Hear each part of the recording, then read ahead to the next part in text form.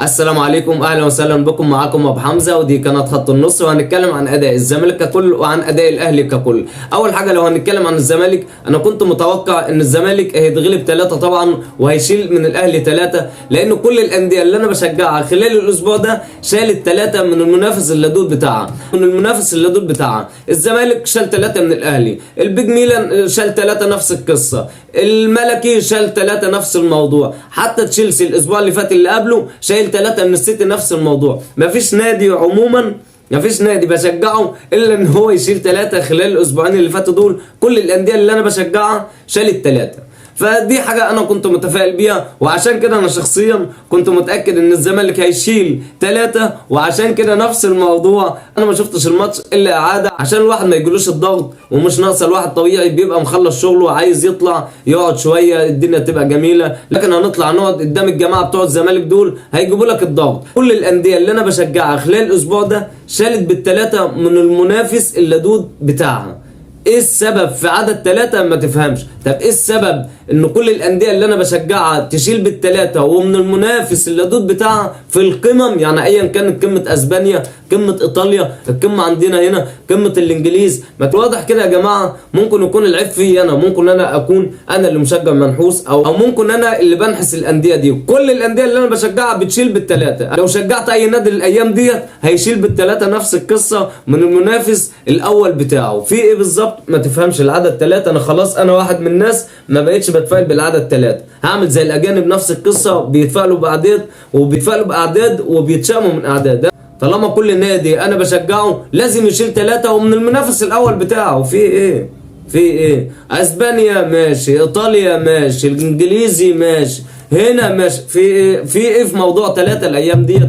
وفي ايه نفس الموضوع ان ما بيشيلوش 3 الا في القمم من المنافس الاول بتاعهم؟ حاجه مش طبيعيه. موضوع 3 ده اصبح شكلنا اللي نحس على الانديه دي قسما بالله. ممكن يكون الموضوع ملوش علاقه باسباب فنيه ولا جهاز فني ولا اي حاجه، ممكن يكون العيب فيا انا طالما اي نادي بشجعه وهو اللي هيشيل 3، لا خلاص كده يا باشا. طب ما اشجع السيتي، انا ما بطيقش حاجه اسمها سيتي، لو شجعته ممكن يشيل 3 عادي.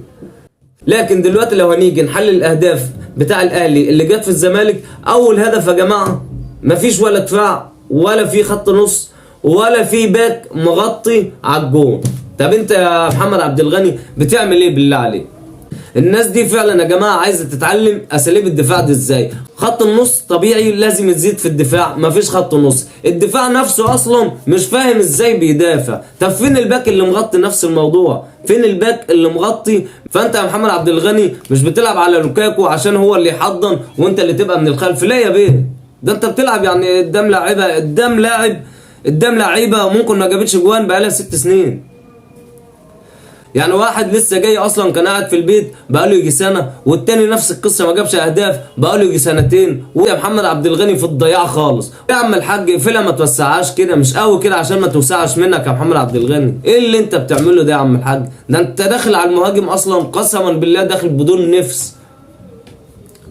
لكن احنا لو هنيجي نتكلم عن اداء الاهلي ما كانش عالي قوي، يعني اداء الاهلي عادي خالص. بس الزمالك هو اللي مش موجود، ولا خط دفاع موجود ولا خط نص موجود ولا باكات تدافع كويس موجوده، ولا حتى بيطلعوا بالهجمه كويس. يعني ولا الباك بيدافع كويس ولا نفس القصه. لما بيزيد في الهجمه ما بيزيدش زي الناس. طالما انت يا باك مش بتزيد في الهجمه كويس، اتحدف يا عم في الدفاع.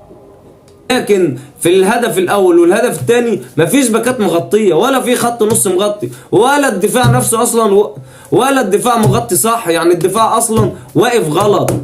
يعني الهدف الاول مفيش الا 2 مهاجمين في الاهلي و2 دفاع من الزمالك، و2 نفس القصه في منطقه الجزاء من الزمالك واقفين مكسلين يضغطوا. اول جون في نادي الزمالك جاي يغطي من خلف المهاجم، تاني جون واقف ما عندوش اصلا حاجه اسمها احتمال حدوث الخطا، واقف تايه بالبلدي كده. يا جماعه الواحد لازم يبقى مدي احتمال حدوث الخطا. ممكن زميلي اللي قدامي ده يغلط يبقى انا اكون مغطي مكانه، لكن ده واقف تايه مش موجود في الملعب. وفي خط النص يا عم الحاج اللي بيزيد في الدفاع مش موجود. طب فين الباك اللي بيزيد في الدفاع؟ نفس القصه مش موجود. ايه ده ماتش كان مهزله. لكن قسما بالله اداء الاهلي والله كان سيء فوق ما تتخيل. لكن الاسوأ اداء الزمالك، وهو ده اللي نجح الاهلي على الزمالك. هو واحد اعمى كان بيلعب مع واحد احول، فالاهلي تعبان والزمالك اتعب منه. الزمالك كان كتيان بالبلدي كده والاهلي تعبان، لكن اداء الاثنين طبعا مش هي دي القمه، مش هي دي اللقاءات اللي الناس بتستناها من اول ما الموسم بيبدا. بتيجي تشوف الاهلي والزمالك هيلعبوا امتى، لا اداء باهت جدا بشكل مش طبيعي. ماتش اصلا انت تقعد قدامه تنام، انت ممكن اصلا تنام قبل ما الماتش يبدا. ايه ده؟ ايه قمه الملل اللي انتوا بتعملوها دي؟ ولاعيبه عماله بس اهم حاجه تاخد في ملايين، واللاعب يقعد يجدد في العقد، يقعد يتنطط ويقعد يتنك. هو اللاعب اصلا منهم ما يجيبش 250 جنيه. يعني محمد عبد الغني اللي عمله في الماتش ده قسما بالله، قسما بالله لو واحد يشوف السي في بتاعه ما هياخده ب 200 جنيه بعد اللي هو عمله في الاداء الزفت ده. ويا عم ابقى اقفلها، ما توسعهاش، ما هتوسعي منك. والسلام عليكم.